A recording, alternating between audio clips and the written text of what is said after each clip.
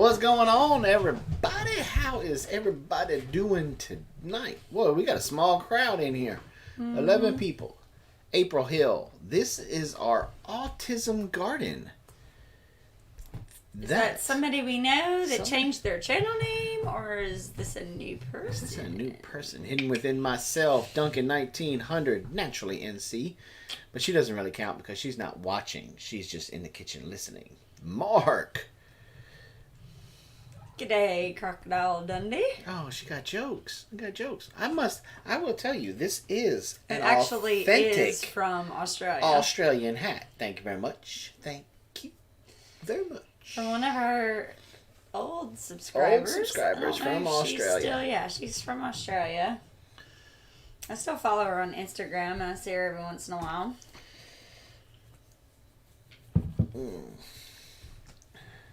So what is everybody doing? It's been a while since we've been live. Like 2 weeks. 2 weeks. 2 weeks. Well, it's been a rough couple of weeks. Hey, Doc is watching with me. Hey. One day at a time. Hello. Hello. One day at a time. And that's exactly what we've been doing here on the homestead for the last 2 weeks. Taking it one day at a time. Well, really, it's almost been 3 weeks now. Mm-hmm. Yeah. Been playing around with a load of essential oils. Fumes got to me. Yeah. So that's one thing that a lot of people, like if you have somebody that's like new to essential oils and they like don't know any better and they start like, oh, I love the smell of this one, I love the smell of this one, I love the smell. And then you end up with like massive headache. Sweet Pea Farm. How's it going? Hello, and then hello. Geeky Garden sneaking in there talking about, hello, y'all. Trying to come in a little quiet like. Uh-huh. So what's going on with everybody today? We had Labor Day weekend, which was the weekend that was last weekend. Was it? Yeah. Are you sure? No, the weekend before, I guess. Was it the weekend before? Maybe? Yeah, it was the weekend before. Yeah. That was the weekend we went to go get Gus. We tried to get Gus. Came here with Gus. And then that following, Sweet Pea Farm, New York. It's good, but we had frost already this morning. We had lots of water.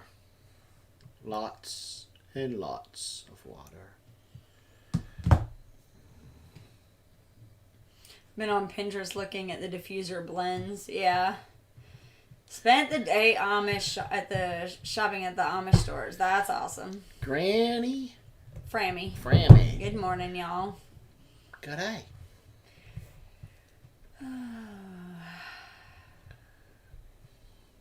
So. My head. This is not good. This is 2 weeks in a row. There is the man, the myth, the legend. Headache. JJL Forge. Guess who's staring down the barrel of another tropical storm? I know. We saw that, y'all. Ugh. Samson's Farm in the house. Greetings, everyone. But Jason from North Texas. Not even talking to him.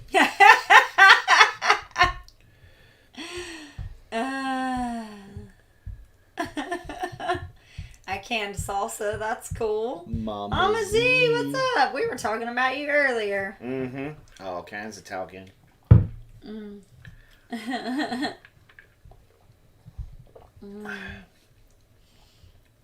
Okay, well, Brett, let me see if I can tell you exactly how to deal with this tropical storm. You pack everything up. You come here. I was going to say. Come here. You thought I was going to make a nose comment. Yes, I did, because you've been all about him all day today. Look, I found his brother, and his brother today has a bigger nose than... I thought Brett had a big nose. I sent you a polo about it, dude. I don't know if you got it because my phone died, but this dude had a schnoz. I mean, it was like, Toucan Sam and Gonzo were like, dude. So, April said the barometric pressure is going very, very low. And giving her headaches and migraines. It's possible. That's it. Did you get reference on your beard smell? What does that mean? Yeah. Oh, he was... Oh, was he making fun of your beard? He was being a not so good friend. Terry, you're welcome. Storms everywhere. Rained off and on all day. Let me guess. I knew it. Mrs. Naked Gardener wants to know why you don't talk about her nose. what's wrong with her nose. If it's her face, I don't see anything wrong with her nose. Now, I can talk about the pack of hot dogs that you have in the back of your head if you want to. It's like the stairway to heaven back there. What's Josh say? Serranos? I'm not sure if he's talking about pepper. Did you say something about peppers? I didn't say anything. Robin's face was priceless. I'm like, What's that one say? I have no idea. Chintamani Mahayan? I don't know. I talk about Misty all the time and it's always bad. Heirloom Permaculture, what's up? The Mindful Homestead. What's going on, Green brother? Gables! Mindful Homestead, did you ever send... I know you sent me a Jennifer? friend request, but did he ever send us an email that I could email him? I don't think so. I don't think I ever got that email, bro. No, Josh, your nose does more than wiggle. He makes look like he's like a monkey. Josh can take his nose off and touch his ear. It's pretty weird. Josh is weird with his nose. Where's Anna? Is Anna okay? She didn't reach out to you, did she? I don't know. My phone has been dead. Serrano. Oh, Cyrano de Bergerac or whatever it is. Yeah, got it. The Frenchman with the really big long nose from literature. Yes. Oh, okay. I never read Look it. at him showing I his only heard brain. him. Look at him showing his brain. He doesn't need to show it. It's always there. Like he's always but he been barely brilliant. ever uses it, though. That's not true. You can see it in his kids. His kids are highly intelligent. They get that from their mother. Mm-mm. I'm sure they get it from both, but I mean, you can see it through him. That did not sound right. I'm so sorry. She said, mm-mm. She said that's the fast, too. I didn't mean it that way. That's you two. 2 for 2 tonight. Wow. Let's see how many more friends you can lose. Oh my God. Don't read it out loud. What Heirloom Permaculture put. What's up, TJ? So, we had to... So, the last time we were here, we had a new dog. He was going to try to be a member of the family, but he did a major no-no. So, let's tell the story. Okay, well, if you guys remember from that live stream, he tried to get up on Robin. She tried to push him away, and he kind of snapped and barked. And we thought it was because the guy did tell us that he did injure that paw a little while ago, and that the vet said it was okay. We thought it was still tender. And that really wasn't the case. So we went back into the house after the live stream. We had dinner. Yeah. We got everybody ready for bed, and we tried to take him into our bedroom. We had a pallet down for him in our bedroom, and he wanted to be up on the bed, so he got up on the bed with us. And he started where he was supposed to be, down at my feet, but then he started to try to creep on up, and then when I went to push him down, he kind of growled a little bit, and I told Robin, I said, get up. So I'm not nipping this in the bud right now. And so... Because, I didn't want to, wake up being mauled by a dog. Not that would happen, he was trying to show assert his dominance. Right. And that rabbit, that dog was going to hunt that rabbit in this house. And, so we went out in the living room, tried to get him to kind of lay down and calm down. And he wouldn't. He would go all running back and forth through the house. Yes. Like he was on cocaine or something. He would not settle down. I tried lavender on his paws. He snapped at me again.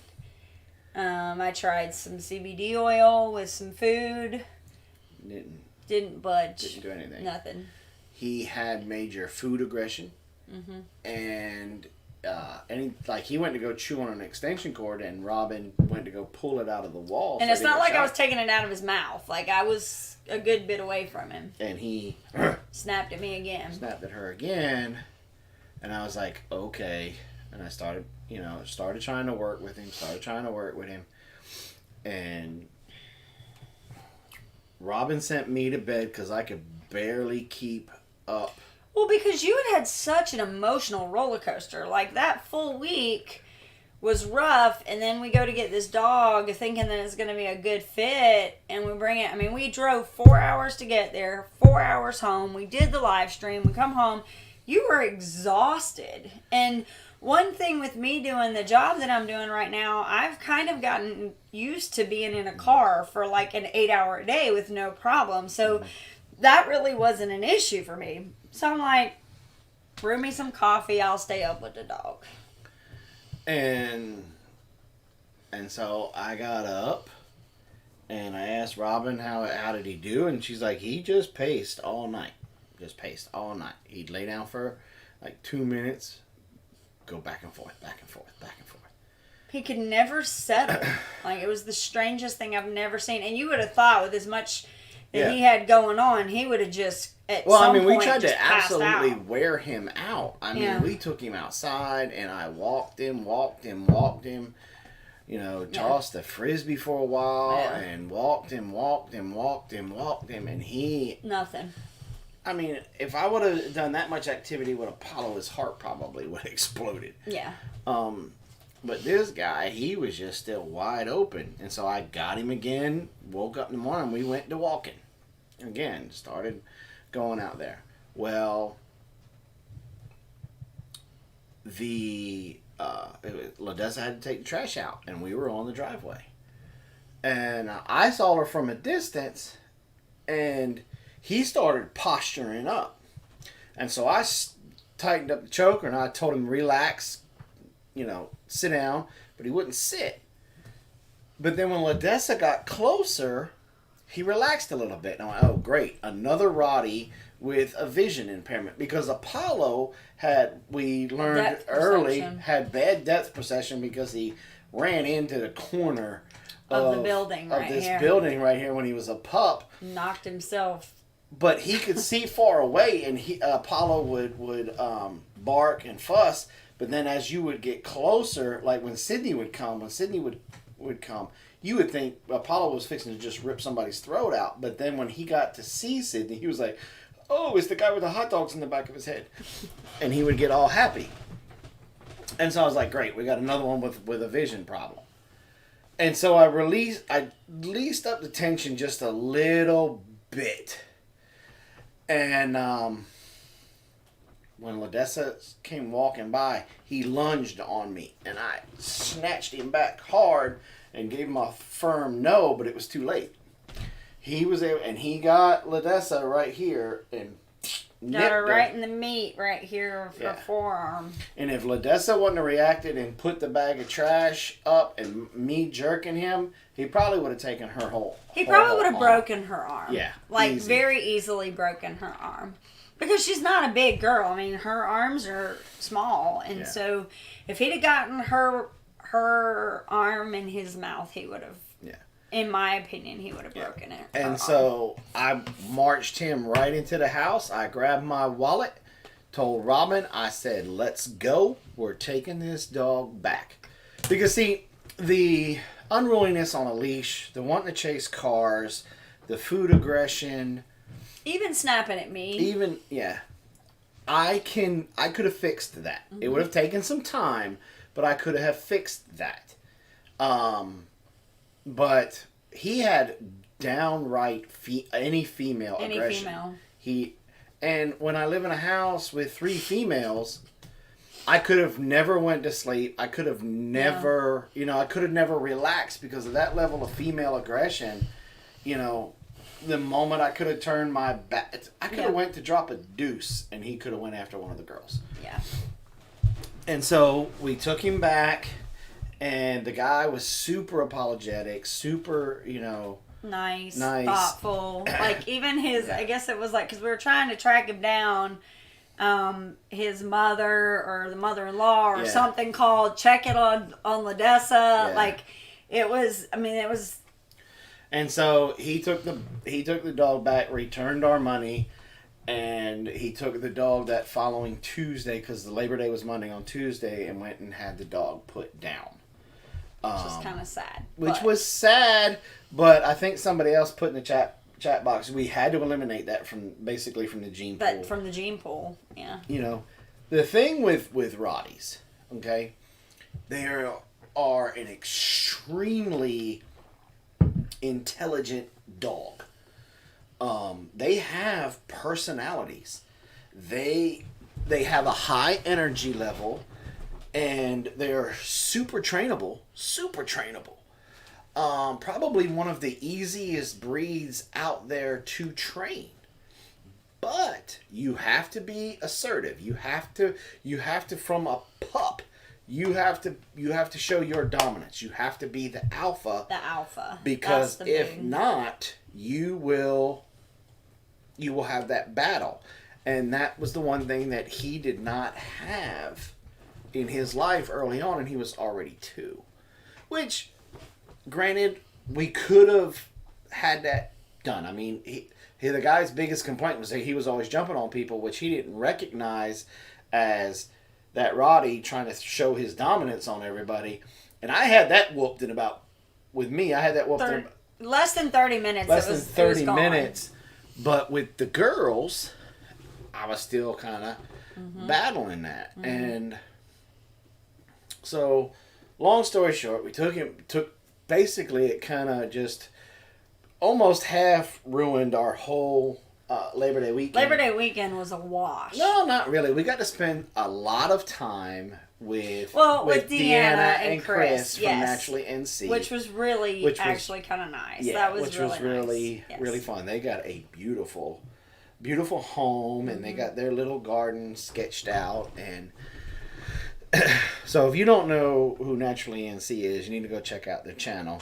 Hey, Kathleen. And go see what they got going on. There's going to be a lot coming from that channel in the future.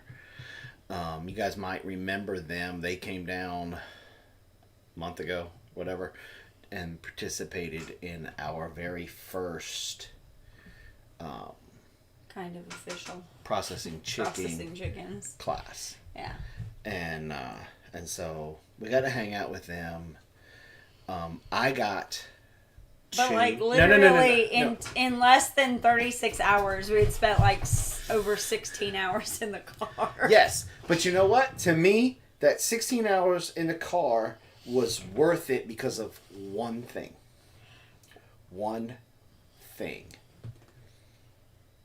Chris has what was it? His grandfather? Help me out, D. I think it was his grandfather. Somebody in his, I think it was his grandfather, was in World War II. Yeah. Okay? And they were bunker bashers. His grandfather was a bunker basher. Mm-hmm. Meaning that they would basically assault the bunker that the Nazis were in and kind of like lock him in there and then... Okay? And then they would, after a couple of days, they would go in there and clear everything out. Well, his grandpa got to bring back an actual rifle that was used by the Nazis. Mm-hmm. And this weapon is... He did tell you could brag about this, right? Yes, I checked. Okay. This weapon is in, like... I always make the joke, you want to buy a Soviet-made AK-47, never fired and only dropped once? I think that joke applies into this situation. It wasn't an AK-47, but I forget what type of rifle it was. But it was absolutely... A really pretty one. Gore. It had all the carvings and everything in it. The stamps, everything in it is... And it was... he let me hold it, y'all. I got to touch this thing. And what? Is that it? Mauser K98? Yes. 8mm. Yes. Bolt action. Yes. It was. Yes. It is so sweet. When I touched this weapon, I got goosebumps. You know. Only 12 known left in existence. Yes. I mean, I actually got goosebumps, and I was like, I am holding a piece of not only American history because it was world, but world history here from probably the worst gang. What do you want to call? What do you want to call the Nazis? You know, the worst gang, the culture, worst culture that has ever been on this planet, and it was just really, really super cool to hold a piece of history in my hands like that.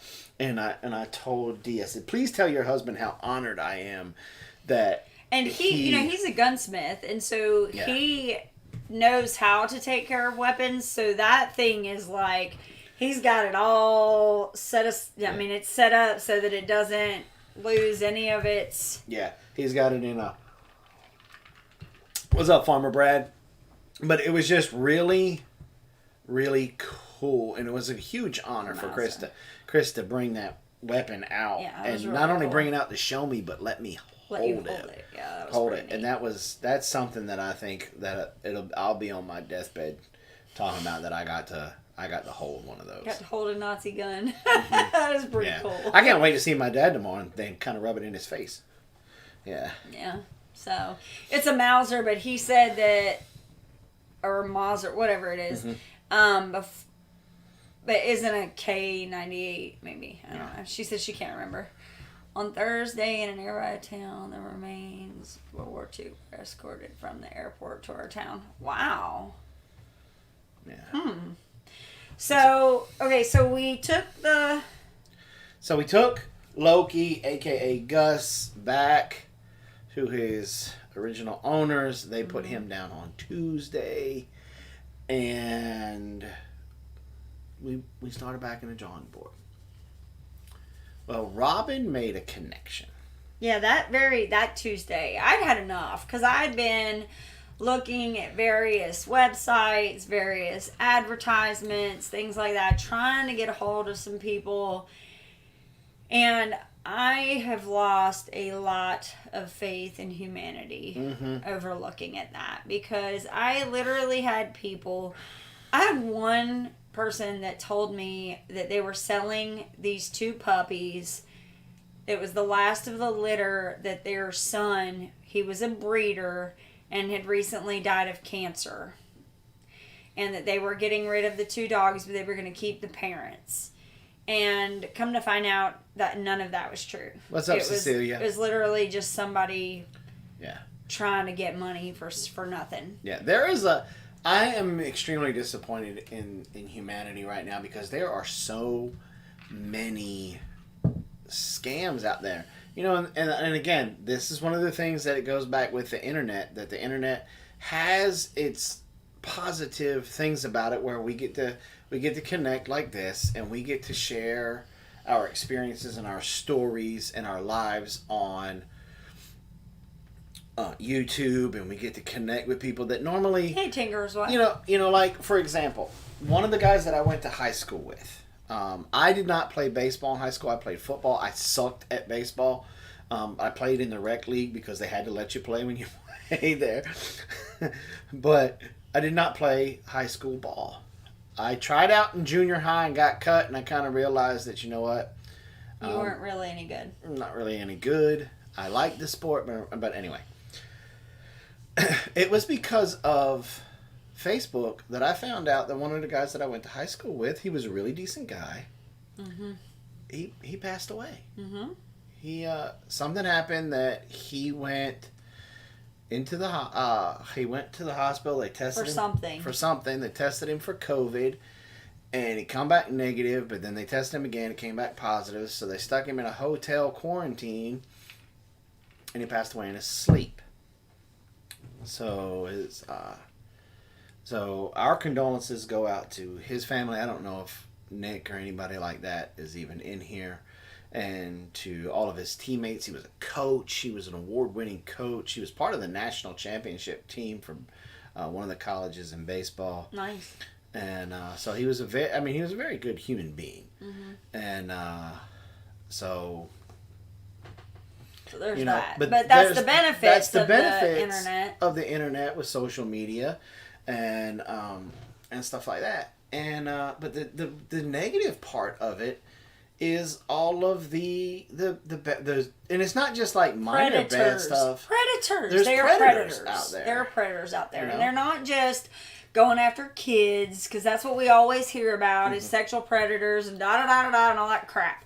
But it's not just that, y'all. Mm-mm. It's not just that. They're trying to make a buck any which way they can. Mm-hmm. So we ran into a lot of that. And so finally, I started Googling legitimate breeders. Just looking at breeders to see, kind of get an idea of what the general breeder was charging for a puppy. Mm-hmm. So I found one called Georgia Rottweilers. LLC. Outside of Atlanta. And I called. And at first, she didn't answer the phone. I left a message. So a little while later, she called back and I answered. And I talked to her a little bit and I told her the story about what was going on with Jason. Told her he was a Marine and she was like, my son's a Marine. And so then we got to talking about how much it would cost. And she was telling me all about, all the different things that she does with her breed and everything how she runs her whole scenario. And I learned a lot in about 10 minutes worth of conversation. So I texted Jason and I was like, look, I talked to this lady. She's about 2 hours from the house. She doesn't have any puppies right this minute, but she just found out that her girls are coming into heat. So she's going to be breeding, so she should have some puppies around Christmas time that will be ready. So I was like, so I just left that information there. Well, Jason kept looking for everything else and still couldn't, even one that was actually pretty good. Like, we were almost there. We're almost getting in the car. And then I asked a couple questions and it was like, you just got to ask the right questions. So then he just threw his hands up, and it was the weekend, and it was about the time that we were pretty close to having to go on for our show, and my head was like pounding, and he was getting frustrated, and I'm like, we can't do this show tonight. Mm-hmm. Like, you are beyond stressed out. I wasn't stressed. I was just disappointed and emotionally exhausted. Yeah, and I couldn't carry him. It wasn't going to happen. So I went to bed that night. And so Saturday morning, or Sunday morning, no, it was Saturday night. You said to me, text that lady. Do you still have her number? Yeah, I still have her number. Text that lady and see if we can go visit tomorrow. And I was like, you do realize she does not have puppies right now. And even if she did, we couldn't afford it right now. He's like, okay. Okay, I understand. So I texted her and she's like, absolutely, come on out. So we drove out that Sunday, and we pulled up to her property, y'all. And there was just something that just kind of, like, it just felt right. Right. You know? And I pull up to her property, and we get up to the driveway. She has a Marine Corps flag in her driveway. And you can see she's got her kennels back in the back part of her property. Everything's lined with pine trees for shade, and they all have, if you've never been to a breeder that's actually, like, cares about their dogs, they're not just in it for the money, for the puppies.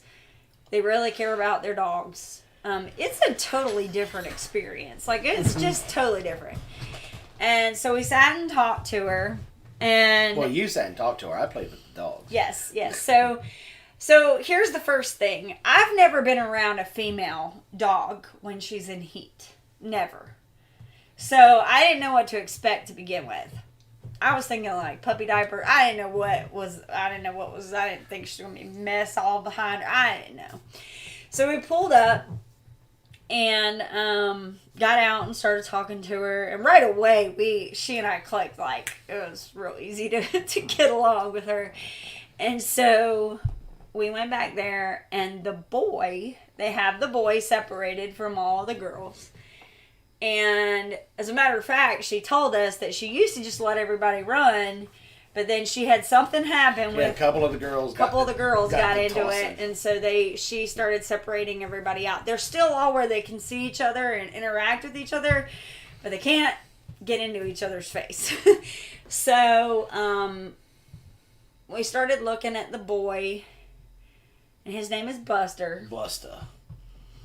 And I would imagine that when he has got two females in heat, side by side in their areas, and he's right here on the edge. Well, I mean, any dog. It doesn't matter if it's a Rottie. I wasn't going to say anything about breed. Just in general, that a male dog with two females in heat beside him. And if you think about it, any animals like that, if you think about how a buck acts during the rut, he ain't thinking but about one thing. Yep. And that's why it's important to try to hunt at the peak of the rut, because they're out there and the only thing that they're thinking about is chasing those does. Mm-hmm. And so when we went out there, and this is really a testimony to how she selects her lines and how she treats her dogs and how active that she is with them. Right now, Buster, all he was kind of thinking about was Grace and Fury. That's it. I want to get in there with them. Yeah.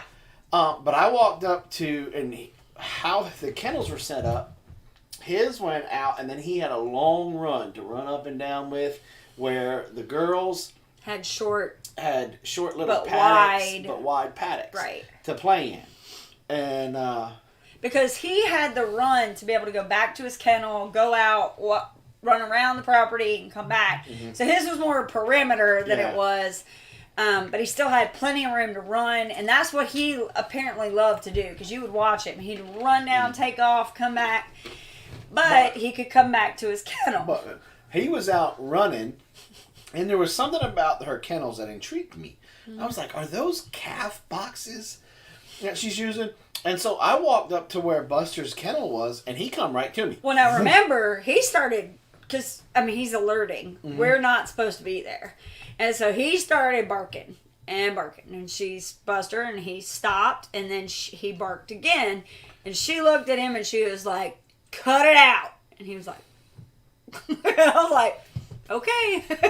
So then he come around to his kennel. He came around to his kennel, and I started, and he smelled my hand, and then he sat down, y'all, and it was the funniest thing. He sat down at the kennel, and then twisted his shoulder like this. And I was like, oh, do you want me to scratch your chest? And he was kind of like, duh. And cocked his head. And so I reached in there and I started scratching his chest like that, and he just started leaning in on the gate like, oh, you are a professional scratcher. Yep. And so I scratched his chest for a little while, and I took off, and then I went over to Fury. Mm-hmm. And she is a doll. She loves to be petted. She loves to be petted. I started petting on her and rubbing her behind the ears. And she's getting all into it. And the lady asked me a question, so I stopped and turned. And then the next thing I know, I start feeling this against my leg. She was like, excuse me. You're not done. You're not done over here. Get over here. And when I was still talking to her, and she didn't like it, so she got up on that gate and kind of just went. Looked at him. You're not done petting me, sir. Pet me, sir. And so then I went over to pet her so that he could talk to this lady for a little while. Yeah. Then we went down and saw Grace. Mm-hmm. And so those are the two that are being bred right now. And so we found out some really interesting information about, and this is how much, we didn't realize just how much goes into, when you're actually breeding and it's done the right way, mm-hmm. you breed them more than once over the period of a week. Yes. And one thing that she explained to us, she said one of the biggest misconceptions that people don't understand is that when a puppy or when a dog is bred over that week time frame, that first puppy is going to be your oldest puppy. And that last puppy is going to be the youngest. But they're all going to come out at the same time. Mm-hmm. So that last puppy is almost a full week younger than the first puppy. Yeah. Hence the runt. Yeah. Runts don't do well if you're not involved. If you're not involved, because it's survival of the fittest. Yeah. Now, one of the things that she says that she does, that when the litter is born, she has some, what did she call that It's room? called a whelping room. Because that's what, when they, like, a sow throws, dogs whelp. That's the whelping room. She goes in there every couple of hours, and she rotates. All the puppies around to the different teats, so that way the youngest one can get some of the good stuff to help him grow and help him. And she said when you do it like that, by 6 months in, you can't tell the difference because of what she does. And so she's extremely knowledgeable, extremely helpful. Absolutely, she's one of the nicest New York folks I've ever met in my life. That's, April, I never thought of that. She said, yes, that's where, with strays, that they can have puppies by different dads. I never even thought of that, but you're absolutely right. Yeah. Yeah. Yeah. And because she said, like, how they do it is she'll bring Buster over there one day, take him away, skips a day, and then brings him back. Right. Skips a day, brings him back because the sperm is supposed to last for like 24 hours. But they only put out 2 or 3 eggs per day. So that's how they do it. So that's how they can have like 8 to 12 puppies over that time frame. And so we got to talking with her and everything, and she's like, look, these babies are not going to be born till November 10th. And I was like, that's the Marine Corps birthday. and she was like, well, yeah, it is. And I'm like, that's the same time Apollo was born. Apollo was born on the 11th. So within a day of each other. Yeah. And so I kind of looked at Robin and I said, give her the deposit. He was like, give her the deposit. I was like, okay. So, and she's like a big stickler, like when the babies are born, within like the first week or so, she'll call and say, okay, if you want to, after they've kind of dried off and kind of start to look like actual puppies, you get to come pick which one you want. But she said, the dogs don't come outside. We have to go into the We have to go, and we can't go in the whelping room. She actually has it set up almost like how a daycare has, where they have a window or glass where you can look through it. And she said, when you come in, your shoes stay outside. You wash your hands and sanitize before you even go in the building. I mean, like, she's very rigorous with... Yeah, because parvo can live on the bottom of shoes and stuff like that. And so, I'm super excited with this process. And we might have to, TJ. We might have to, TJ. Because, I'm not afraid to tell everybody, this puppy's going to cost us $1,500. Yeah. But I will tell you, after seeing how she runs things, and she told us flat out, breeders will breed for different things. Yeah. Breeders will breed for the way that the stature of the dog, the face. Some will breed for the blockhead, different things. She breeds solely for temperament. Yeah. And so her temperament, she even told us, she said, it was a female one time. She said, and she's like, I didn't like her. I sold her and got rid of her. I did not breed her.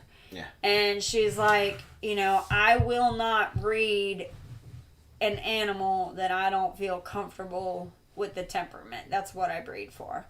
So knowing that, and also she follows all of the rules for AKC. Mm-hmm. So the puppy will be AKC registered.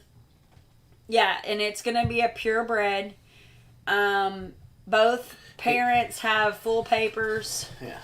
And both parents, their hips and elbows have been certified. Mm-hmm. No hip dysplasia in any of her puppies that she's ever had, which is a big thing. Now, here's the interesting part. He's going to be dewormed, have all of his first rounds of shots. What else? And we're not docking the tail. That's what I was getting ready to tell everybody about that. So that was the other thing that made us like ears perk up and pay attention. Yeah, because we honestly believe the more time that we spent. I'm gonna get choked up here. Let's just not talk about it.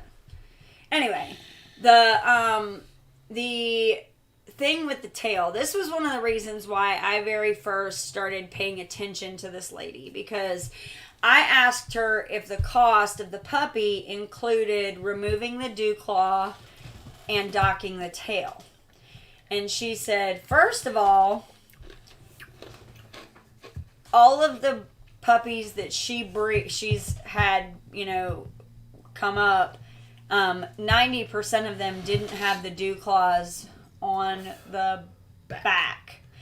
She said, but if they do show up with some on the back, yes, I will remove those. She said, I will not remove the ones on the front, because if you ever decide to show the dog, AKC needs the dew claw to be there. And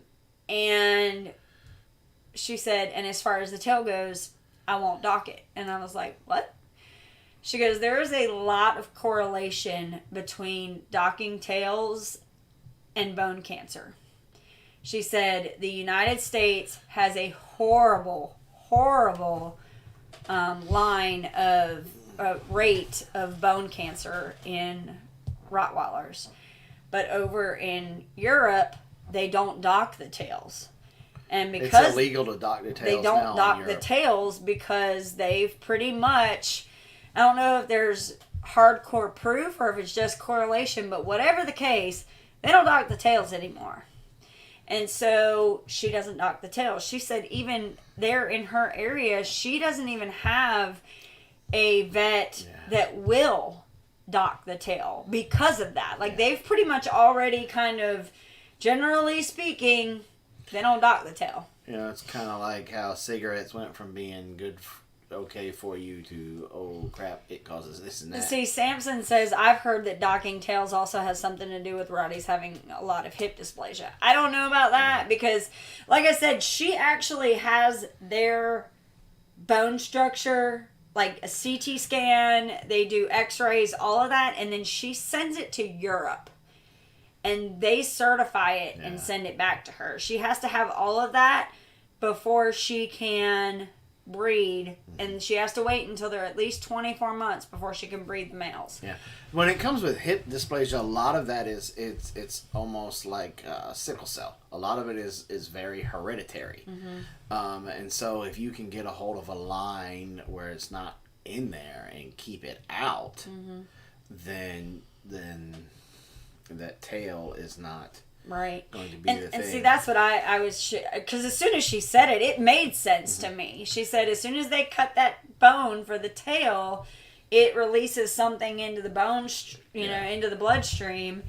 And so, so when she said that, I was like, So now we're going to have to get used to a Rottie with a tail. Yeah. Because that's different. Yeah, because Apollo's tail was docked. Yeah, so he had a nubbin. We used to have to cut the hair off of it every once in a while. Well, we're going to try and do some videos. We'll try and get a video with her.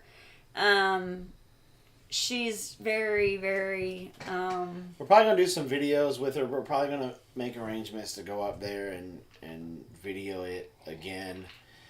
or go up there and visit her again and video some stuff with her because I just want to pick her brain some more. And so... And we got to meet her. Oh, so another thing that we thought was really interesting. Apollo liked to play with sticks. Everybody that has seen videos or has been here knows that Apollo used to like to grab the biggest, longest stick he could find, and he would never get it straight in the middle. So, like, he'd get to running, and it would tip to one side, and next thing you know, you'd have a 145-pound dog flying in the air because he would launch himself, almost like pole vaulting. So, with these dogs, she had, in each one of their pens, she had 2 or 3 balls, and they were like the big, heavy plastic... They were called indestructible balls. Mm-hmm. And each one of them had a hole in it. But she said that they were by far the best that she had ever used. She said they're not cheap, like $20 a piece or whatever. But it was an interesting thing because you could watch them play and keep themselves busy with it. They'd get it, toss it out. And they didn't need anybody to play with them. Like, it was the coolest thing.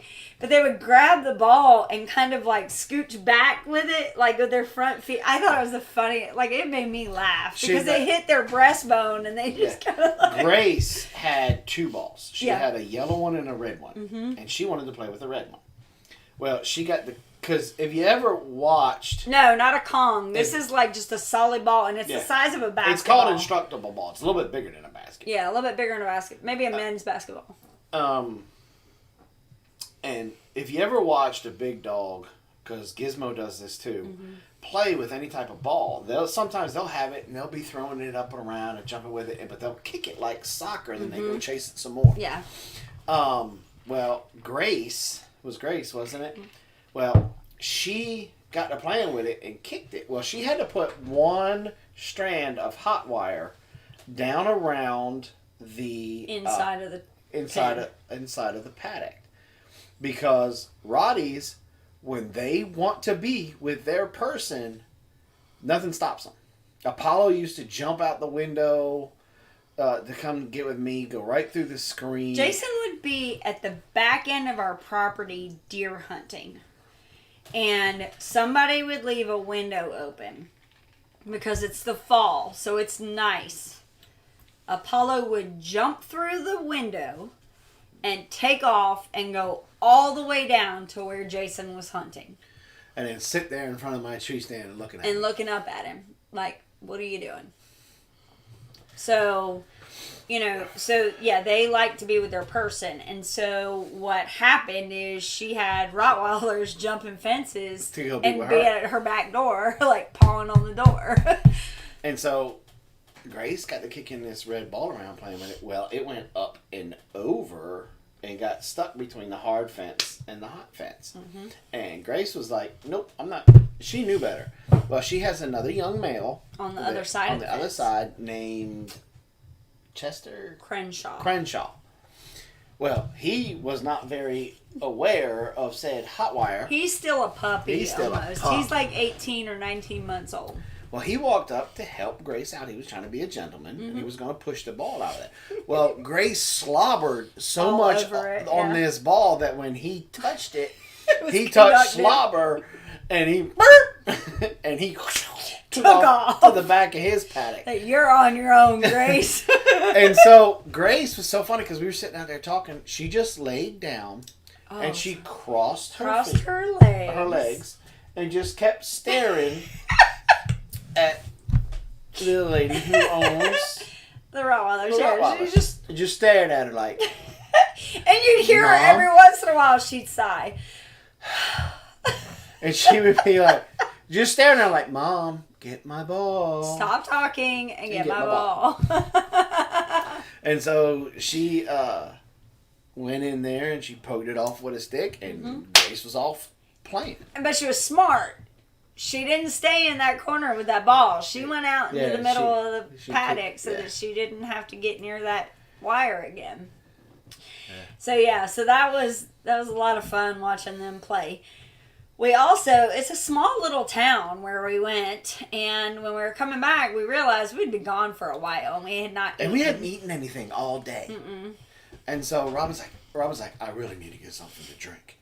And I'm like, you know what? I'm You had to go to the bathroom. I had to pee. And I was like, I'm starving, and I used my line that I always use. I'm like, my large intestine's eating my small intestine, so we need to. And then it dawned on me, you know what? And this was actually the first time since Apollo's passing that I recognized that I was hungry. Mm-hmm. And I said, like, you know what? I'm actually hungry too. I'm actually hungry too. Mm-hmm. I said, let's just go right there in this little because we had just pulled up to the intersection. We were getting ready to turn left to go back towards the interstate, and there was this little restaurant right there. What was it called? Roosters? Roosters. And he's like, let's just go eat there. Oh, okay. My Jesus. Mm-hmm. If y'all are ever in, what's the name of that town? What's the name of the town where the dogs are? Mansfield. Maybe. You have to stop and eat at Roosters. You got to get the boiled peanuts. Oh, yeah. Oh. Because they boil a big vat of peanuts. But because it was Sunday, it was like the bottom of the barrel. They were so salty, good. but they were really good. Oh, they were so good. Mm-hmm. And we had fried chicken. Yep. Fried okra. Collards. And then tea. Now. Something else. Their tea is diabetes in a yeah. cup. I'm going to tell you that right yes, now. It was really That's sweet. like South Georgia tea, even though they're on the outskirts of Atlanta. That was like diabetes in a cup. Mm-hmm. That was good, though. But it was so good. All right? We had to kind of like get some unsweet tea and thin it out like, because we don't use that much sugar. But, oh. Mm. So Granny Frammy, she's overseas, and she said Rottweilers here cost as much or even more. Beautiful breed, often used here as a canine. Mm-hmm. We knew that. That's one of the things we were looking at is like internationally, Rottweilers are used as police dogs a lot of times. And so I want to say a big thank you for being an inspiration for Antonio. Aw, how sweet is that?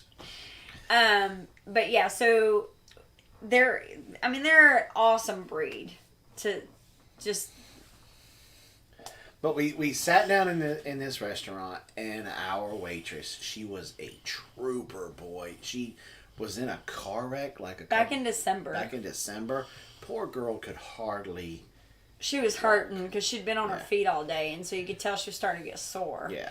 And we asked her, I was like, are you okay? Did you because it almost looked like she had rubbed, maybe she had a blister on her foot or something, because she was kind of favoring one foot, and she's like, no, I'm really sore, my joints hurt. But Granny Fanny's in Germany, I didn't know that. Yeah, I knew she was over in Europe somewhere. I just didn't want to say Germany because I wasn't sure if she was okay with that. But yeah, so she ended up telling us she'd had a really bad car wreck, or was in a really bad car wreck back in December.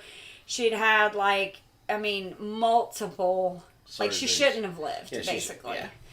And so she was very sore that day, and but she was just pleasant as could be. And what was so funny is we were like, well, she asked us about whatever, and we were like, well, we're not really from here. We're just here visiting. And she was like, oh, yeah, really? And I'm like, what are you, she was like, what are you visiting? What are you coming to Mansfield to visit? And I'm like, well, we came to look at a puppy. And immediately she spouts out this lady's name. And she's like, oh, you're talking about so-and-so. And we're like, yeah. Oh, she's so awesome. Those dogs are beautiful. They're so well behaved. And we were like, so she's well known in the community. Mm-hmm. The dogs are well known. The dogs are well known in the community, and they're well known for their temperament. Mm-hmm. So that's another.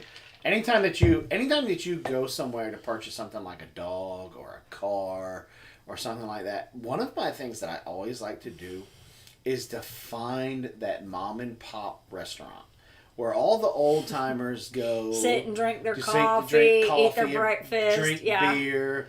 And you know you're in the right spot when you can walk in there and you start hearing deer hunting stories or farming stories, boating stories, stuff like that. You know you're in the right place. Yeah.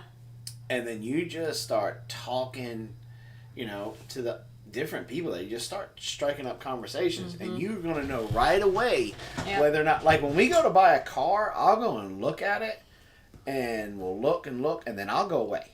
We'll leave, and that's what I do. I find the closest mom and pop type restaurant or a coffee shop or something, and I start striking up a conversation with somebody, and you'll learn real quick if you need to deal with that person or not, because they'll tell you.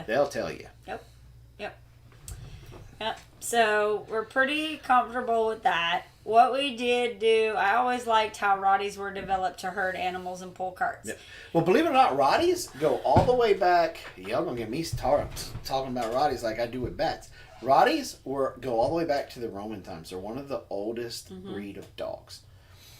And the Romans used them for protection and to herd the cattle when they were marching up and down the roads.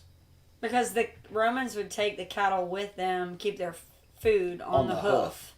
And so the dog's job was to keep the cattle from wandering. And then when they were bedded down for the night, to keep everybody safe and protected. And Cecilia, that's exactly right. Then they got their... then they ended up being in Europe and in Germany, and they got their name from a town in Germany that I cannot pronounce, but basically it has Rottweiler in the name, and they were used by a lot of butchers. And this is interesting. And the UC pull the butcher's cart, but the butchers then would also around the dog's neck would tie their basically their cash register, their money bag, their cash register. And when I learned that, because when Apollo died, I kind of did a deep dive into the breed. I've always loved this breed. This breed is my breed, and I was like, the next one we get is going to HOA with us, and that's how we're keeping up with the money. We're bringing that back. He's like, I'm gonna tie your money bag around the dog's neck. Yeah. Connie Corso is also and we had looked at some crosses. There were some of those that were crossed with Rottweilers, but anyway. And so then we learned. Then I even learned more about how then that they ended up getting into the police departments and the military come about World War I, World War II, because they were pulling carts and stuff like that. And then they almost disappeared as a breed once, shortly after World War II, because of them being a good working dog and a good protecting dog. They their usefulness kind of went away, and so their numbers dwindled. There was no reason to keep breeding them. Yeah, and so, but now they have made a comeback, but unfortunately, they have gotten a bad reputation because of bad owners.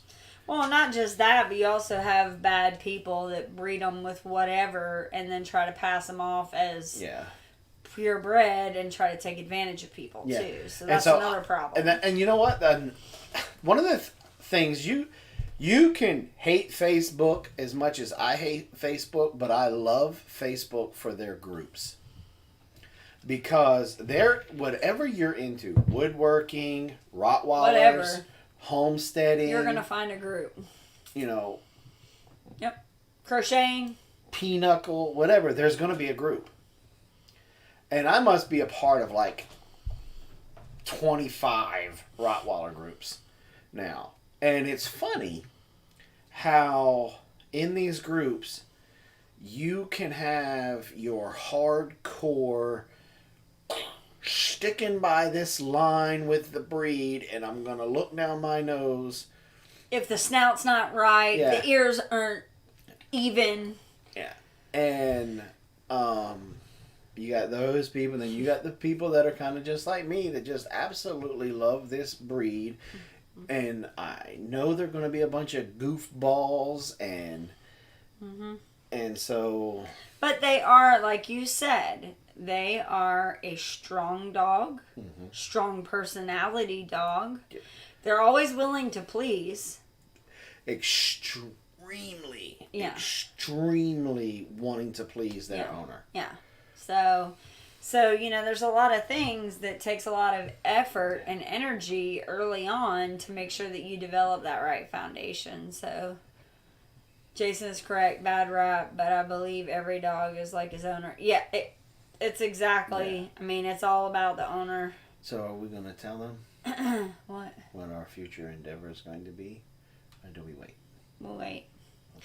So, so let's swap over. We got a few minutes. We wanted to be done by 9, but let's do a couple of real quick things.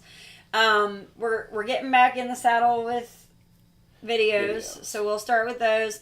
We have not been in the mind frame to do those, but also we ran out of storage on our computer, so we had to go get a new external hard drive. So now we've got that kind of squared away. Jason's moving some stuff around so that he can start putting footage back on too. And look, guys, I want to say thank you.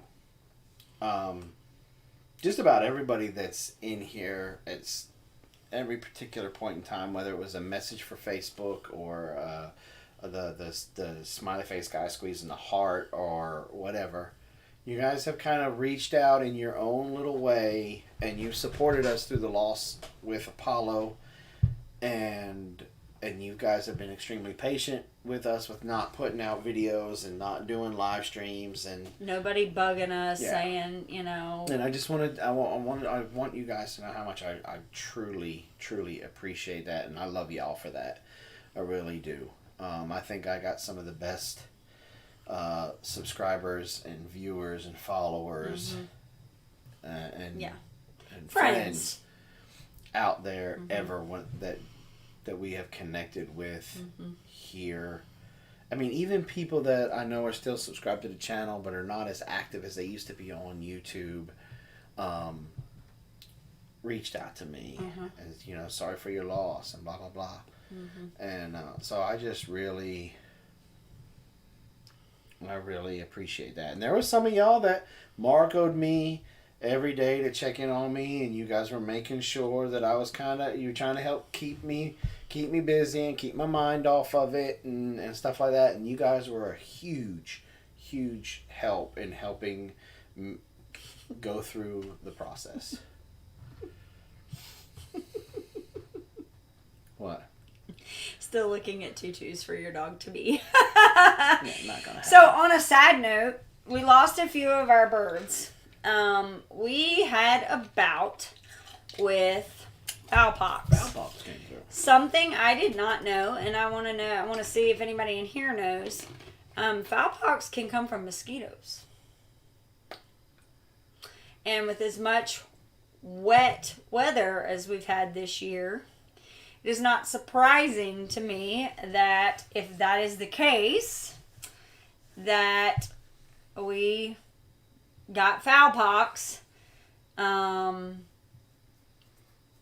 our laying flock and in our turkeys. It hit our turkeys too.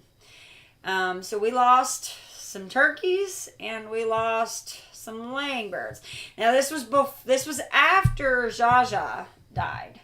Jaja and the other one died. Yeah. They did not have signs that I could see, but again, remember, they had all those feathers, so it was kind of hard to see that. And it's very possible that they did have it. Yeah, because the girls got rid of the carcasses fast. Right away. Yeah. We didn't even look.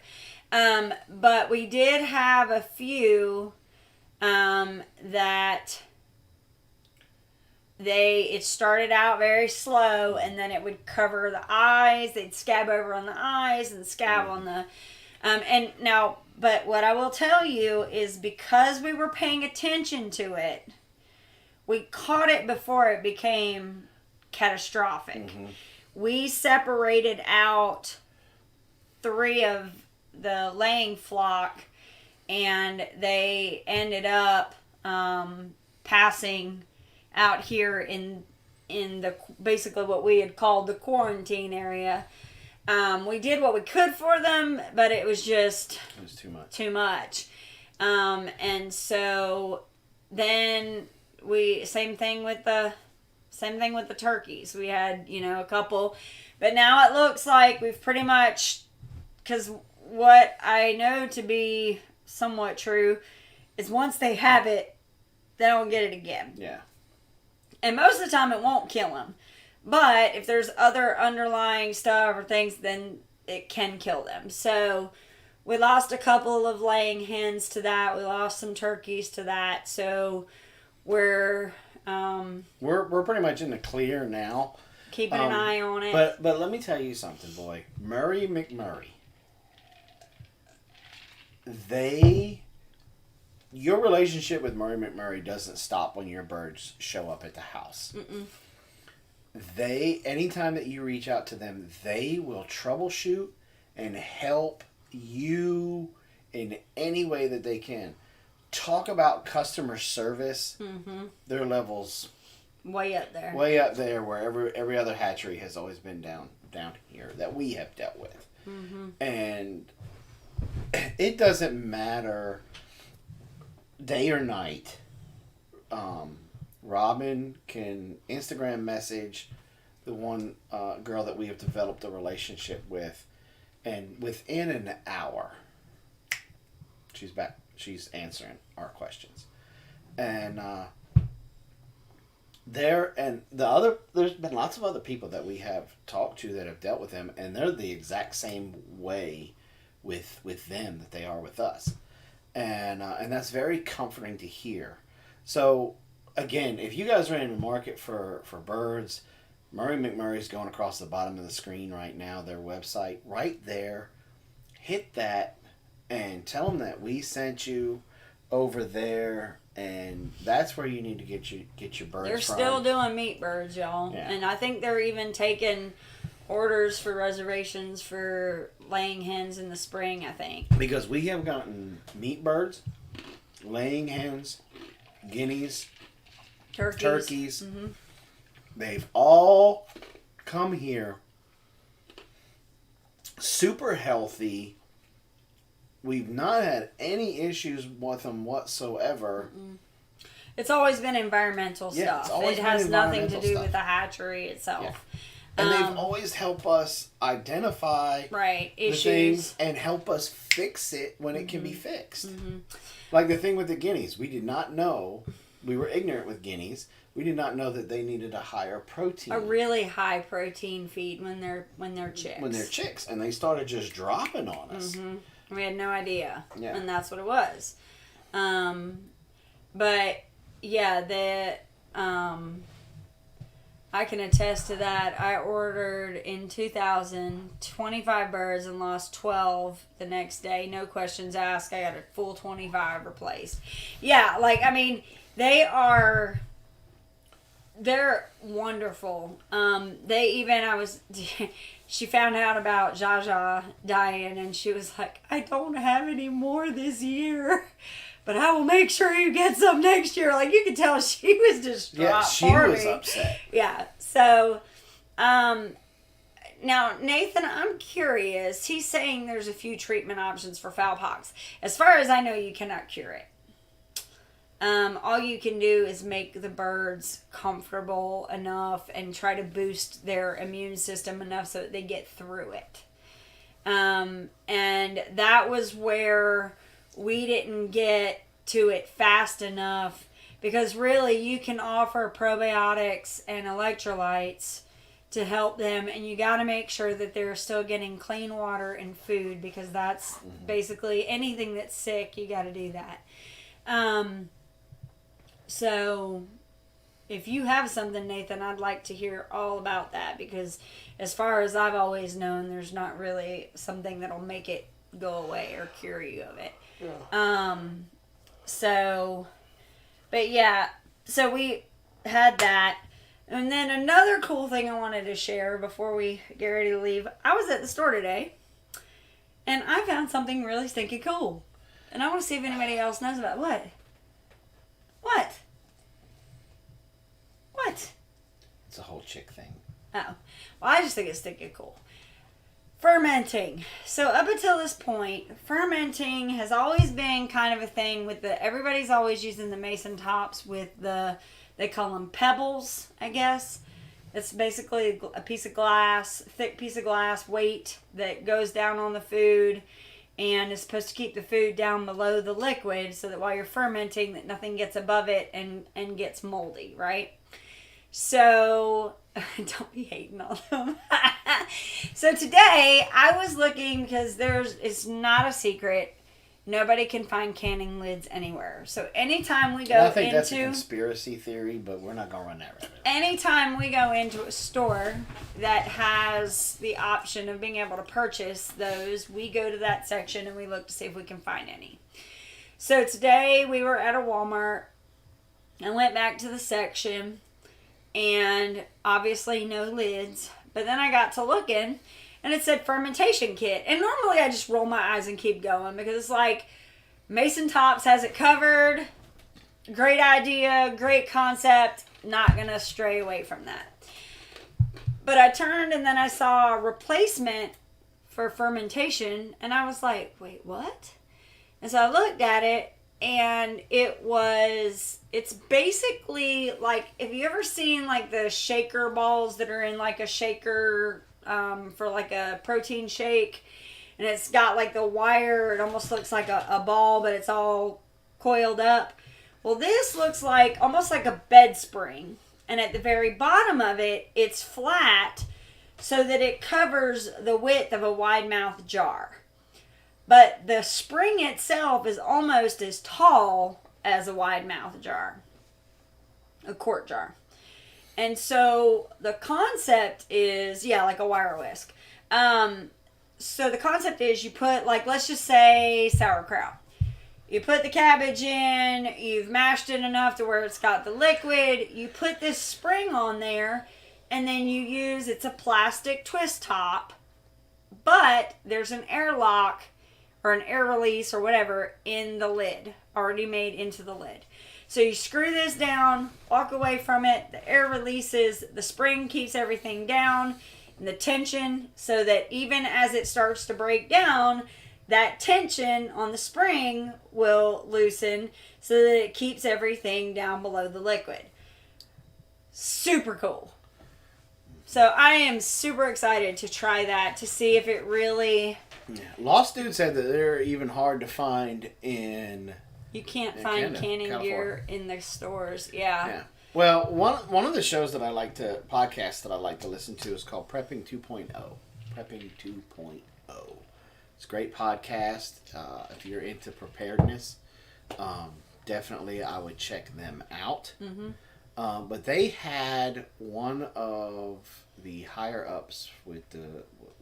He's a CEO for a food company for a preserve like canning goods and things like that. And he said one of the things that we're starting to run a shortage of is the cans and the aluminum. The aluminum itself. And then when you're running low on that, they're not making the protective gel that goes on the inside of your canned goods. So that it doesn't corrode. And mess up the food. Yeah. And so that's where a lot of that stuff was coming from. But I honestly, I don't know, you brought this up the other day, that it's, the more and more you sit back and you start to look at things, I'm starting to wonder if some of this is just not a test. Because there are certain items are coming out and they stay out for a little while, then they go away. Or you'll notice that only the generic will be available. But then the next week, only the brand name will be available. Yeah. Or sometimes it'll just be, you can get stewed tomatoes, but you can't find diced tomatoes. So you'll be forced to buy the brand name or whatever. Let me answer a couple of these questions. City Girl asked, at what age and what time of year do chickens start to molt and what will it look like? About 18 months, and it will literally look like their feathers are like everywhere. They start to shed feathers and they grow in new feathers. Stainless steel. Yes, it is a stainless steel spring. It was not expensive. It was 2 springs with 2 lids for like $8 or $9. If you got the kit, which is literally just a mason jar with the lid and the spring, which we all have mason jars, but it only fits the wide mouth. It was like $11. So to me, that's not really expensive. Dee said, my luck, when the time came to open it, I'd get hit in the eye with a spring. Anyway. That's pretty cool. I did not know that. Dixie Living Homestead said, did y'all know that we actually have a few working canneries here in Georgia? There's one over here by me. Wait, you're in East Denali? I was just in East Denali this past week. That's when I went through and told you about the cannery up in wherever that was, up in North Georgia. Off Kilter Homestead. We do know about that. We don't know about the number 10s though. They said on that one, you bring in your own stuff and they'll help you get it into number 10 cans. So that's cool. The one that I was telling you about the other day, it was not. You brought your mason jars, you brought your lids. And the reason you do it there is because it's a commercial kitchen. So if you ever want to sell anything, it's been prepared in a commercial kitchen. I'd be willing to put money on a lot of things we're experiencing right now, actually being a social experiment. Mm-hmm. Most aluminum used by the canneries in my area come from China, and they're really having trouble importing it. Mm-hmm. It's not the aluminum as much as it is the material that's inside the aluminum to keep it from corroding. So, I want to change gears here for a second. This next conversation is going to be more geared to the dudes, to the men. This morning, we was out in the shop, and I was putting in a French cleat system. I asked Carol Ann to change the staples out of the staple gun and put in some brad nails for me. Well, my brad nail or staple gun come from Harbor Freight. We got it about 6 years ago. Terry, Granny Frammy might be onto something. And when she hit the release button to run it out, the thing slid out and fell off. She went to put it back together. Long story short, the spring went... I don't even know if it landed yet. And so I had to go... No, ponytails still are cool, Jason. And so we had to go to Harbor Freight. Because I looked them up online. The one at Harbor Freight was exactly the one that I had. And it was like $40.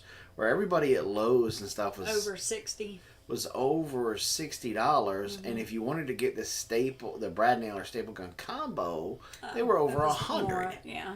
And it was really, you had to really pay attention to what you were purchasing. And so I said, you know what? This last one lasted a long, long time. Let's just go back and get another one. I'm just going to go back and get another one. Because, Harbor Freight, you can be hit or miss. Well, we walk in and you walked right into tension. You could feel the tension. But as we were walking out, there was a fairly attractive lady there with 2 kids, and the little boy was just bawling. And there was a big box out in the parking lot. It was a pressure washer. And I was like, I just thought the little boy got his feelings hurt because he couldn't get one of the little toys or something. That's exactly what I thought. I was like, I hate it for that mama. Yeah. And we walk in there. Yes, this is the one we're talking about, Terry. Yeah. The one in Anderson. And you could feel the tension. Yeah, as soon as you walk in the door, you could just feel...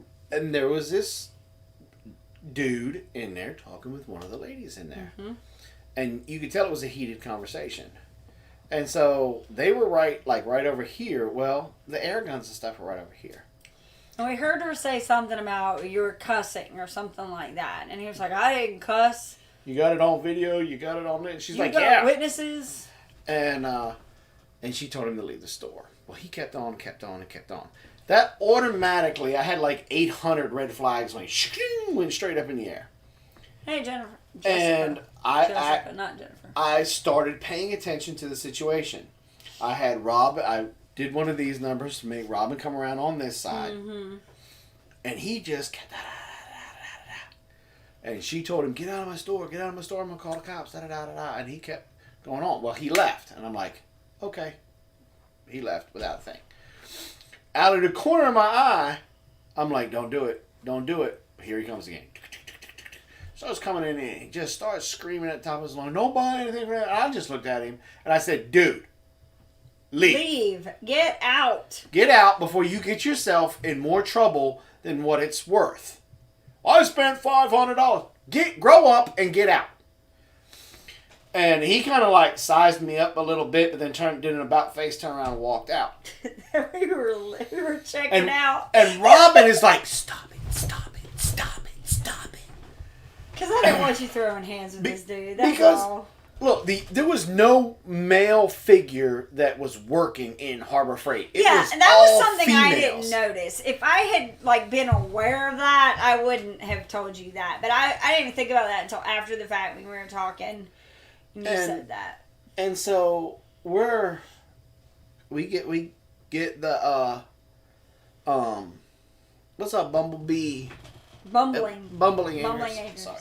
We're walking up to check out. We check out. Phone's ringing. The poor girl, the assistant manager that was checking us out, was still shaking like a leaf. Yeah.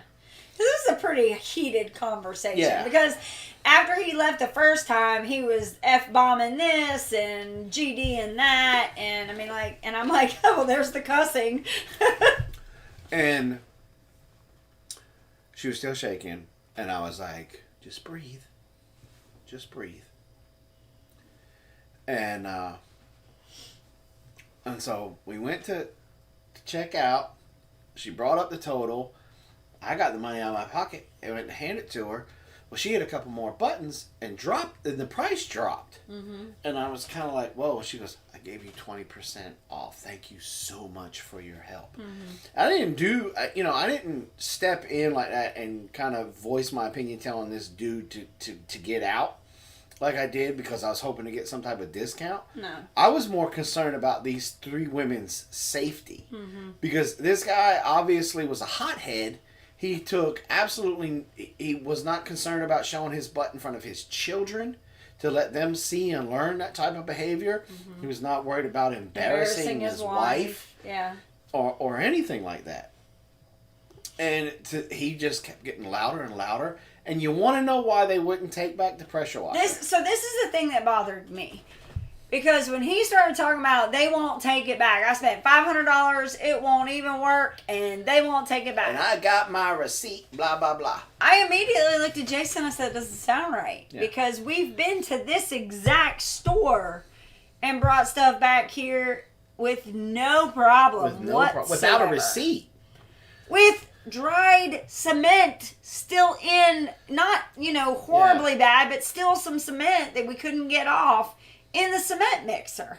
Like, it made no sense to us. Yeah. And so when we were sitting there, we were like, it's just ridiculous. She was like, the worst part is we would have taken it back. He had to take it somewhere off property because it still had a full tank of gas. And they told him they could not take it back with gas in it. With gas in it. Go get the gas out and we'll take it back. Well, can I just pour it out in the parking lot? No, you can't just pour it out in the parking lot. What? Yeah. So that's what they told him. That's a fire hazard, dude. You can't do that. Yeah. And that's when he lost his cool. Threw a fit. Yeah. Started cussing at him and was probably very confrontational and very intimidating. Yeah.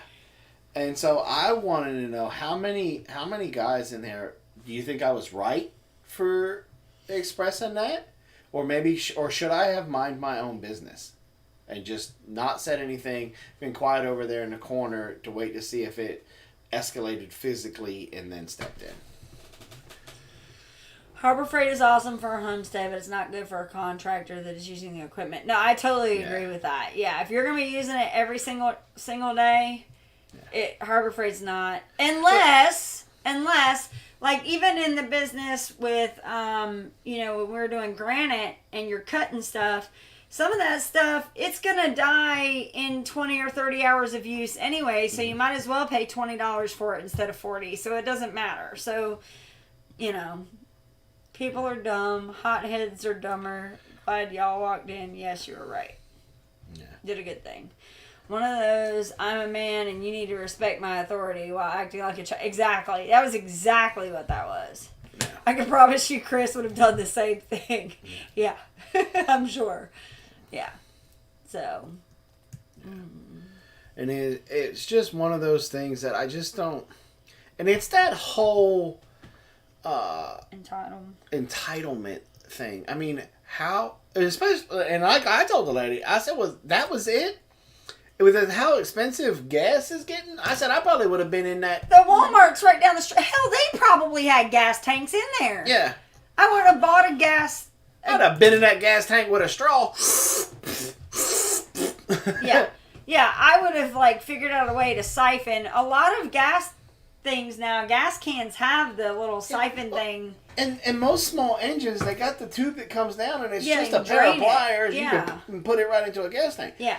I don't know if maybe I'm just super cheap. I don't know. But I would have never brought it back with gas in it anyway, because I'd have been upset the thing quit working, and then I'm like, well, you ain't getting my gas too. Yeah. You know? Yeah, and that was the thing that just totally blew our minds. It's like, we're like, why wouldn't y'all take it back? She's like, oh, we would have taken it back. He just had to get the gas out of it. We're not allowed to take it back with gas in it. Yeah, You know? and that was one of those things that we knew, because dealing with that store as much as we have, because I don't know who said it, but Harbor Freight is the perfect store for a homesteader. And because a lot of their stuff is very affordable. And again, I'm not in my wood shop making cabinets. Oh, baby, sweet baby Korean Jesus, how I would love to be in there doing that full time. But you're not. I'm not there. I'm not there yet with my skill level. So the stuff that I need, clamps, sanders, sandpaper, bits, they're super affordable. And if you take care of this stuff, it lasts a while. I mean, that brad nailer lasted me almost a decade. Yeah. I've got a framing nail gun that I bought at Harbor Freight that they don't even make the angled nails for anymore. I am so upset about that. And the only thing that went wrong with that nail gun is the gasket after 10 years finally went, and I just took some gasket seal and wrapped it back around it, screwed it back in there. If I could find the right angle nails, I'd still be using that puppy. Dee said the other point is it probably wouldn't have even held a half a gallon of gas. Yeah. It's a pressure washer. I would have ruined a 99-cent turkey baster from the Dollar Tree. Exactly. That's the thing that blew my mind. Why would you... Just don't get anything shipped from there to your home, though, right? Yeah. I've never had that. They have a toolbox system in there. Now, it's 5 or 6 G's. Mm-hmm. It's that's what she said. They have a tool brand there. But it is huge. It's probably this whole length wall. Of this wall. Yeah. And it's got some... And it's... Look, I was raised on... When it comes to mechanic... When That's exactly what it is. When I was raised... on Craftsman tools, mechanic tools, my papa used Craftsman. You buy Craftsman because that's a lifetime guarantee, son. My dad used Craftsman, same thing. A lot of the hand tool companies now, they're all coming out with lifetime guarantees. Uh-huh. But this toolbox system that they have at Harbor Freight, it makes things move in my pants. And... It's one of those... His wallet, y'all. His checkbook. It runs for the hills. If I could afford that toolbox system, I would sell my Craftsman toolboxes and buy that system. But I paid $1.83 for gas in Anderson yesterday. It's $1.74 today. Dixie Living Homestead, who is that? I don't know. If you're in Anderson, why have you not come and visited us? What, your bowels? Yeah. Yeah. Those toolboxes are so smooth, too. Their hand tools have the same tolerance of snap-on, and they're actually lifetime warranty like Craftsman used to be. Yeah. Yeah, because the Craftsman now, it's so hard to turn in. I remember as a little shade tree mechanic teenager trying to make my car go faster, that if I busted a socket, I could go in there with the stuff in my hand, walk into Sears, put it down on the table, and they look at it and they say, "What was it?" Mm-hmm. It was a 13 millimeter. And they'll walk over there. Oh, he's out in the light still. Walk over there, they would grab a 13 millimeter off of the shelf and hand it to me. No questions asked. Right. Well, they're in Livonia. Oh, that's not far. That's not far. Why have you not come in to visit us? Why have we not? You're getting a little testy there, sweetheart. Why have you not come to visit us? Why have we not met in person? No, Livonia is not far at all. And Livonia is where we used to go get the car when we would rent the car. Yeah. Mm-hmm. And so when I joined the Marine Corps, Sears. This is when I walked away from Sears the first time. I was young and dumb, right? Mm-hmm. COVID canceled the Memorial Day. That's right. Yes. I had a Sears credit card. I was like, 17, 18. And I went in there to pay it off before I left for boot camp. And they wanted to charge me an early payoff fee. And I said, you know what? I'm going to the United States Marine Corps. Here's the money I owe you. You can try to take... Have a nice day. Have a nice day. You can try to take me to court over this $30 thing if you want to. But have a nice day. And I said, I'll never step foot in this store. And I did not step foot back into Sears until I got married to somebody. And now I won't go back in because they made Robin cry. But...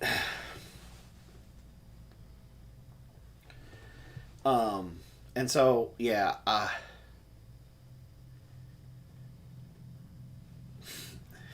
and so that's about it. That's where I'm at.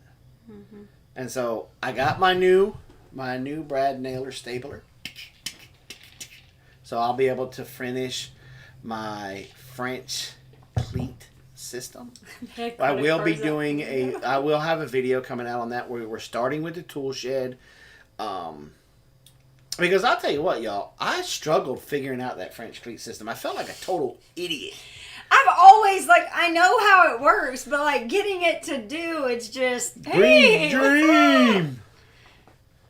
You know, and I could not wrap my brain around how, look, I was having a blonde moment or something this morning, but it took me a better part of 45 minutes to figure out how I'm supposed to put this French cleat system up on the wall to be able to get it to work. Mm-hmm. And once we figured that out, it's a game changer. It's a game changer. I even want to make, for Carol's artwork, mm-hmm. I want to make, box frames, how that guy had it boxed off, and so you could just hang it on the wall and put it on there that way. Not intuitive. Getting it set up with the tolerances is not as easy as it seems. It's not. You have to physically look at it and be like... Yeah. Once you figure it out... Yeah. It's good to go. You're good to go. Yeah. But that initial first cleat that you're trying to put up there, and I bet every time, unless I just do 800,000 in the next month... Then you're going to have to go back and look at it again. I'm going to have to go back and go into the tool shed and pull it off. And it's counterintuitive. It's normally you would put the long side up against the wall, but that's not what you do. You put the short side up against the wall. And so it's counterintuitive to what you would think you're supposed to do with the piece of wood. So that's what kind of messes you up. Is wait a minute. This is not the way it's supposed to go. So when I get that complete French cleat system done in the tool shed to be able to hang shovels and pitchforks and some other things that we're doing for baling twine and different things like that. Measuring tapes. We will have not in the tool shed. My measuring tapes. Oh, in the tool shed. I thought you were talking about it in the regular shed. We will have a video coming out on that because we've already started taking some of the B-roll footage when we were emptying out the things. So. Yeah. All right. Well, guys, we've been on an hour and a half. We have not had dinner yet. So I really enjoyed tonight. Thank you guys for coming in and It was, I was kind of hesitant about going live tonight and talking because we're on the backside of. It's still very raw. Yeah. We're dealing with it better, but it's still raw. You could see that earlier if you were here a little while ago. Yeah. But what's for dinner? Meatball sandwiches. Meatball subs. Whoop whoop. So they'll be ready when we get out of here. Yeah. So. All right. Thank you guys so much. Be looking for some videos coming out this week. Robin's got some cooking videos. Oh yeah. Coming out, and really need to do that. And we've got our take on the Siskovovich chicken tractor coming out this week, and then a couple of other surprise videos coming out this week. So thank you guys so much for coming by, and as always, Robin and I want to remind you to plant smiles, grow giggles, and harvest the love, baby. Yeah. Dixie Lemon, I'm holding out for Baby Ronnie videos. Yep. Come November. And harvest the love, baby. Yeah. Recycle, repurpose, reuse. Keep things out of those landfills. Give the wildlife a chance. And be kind to one another. You never know what that person is going through. Until next weekend. Y'all be safe. Stay free, America. Bye, y'all. Bye, y'all. Have a good See y'all evening. next time. Oop, get on that button.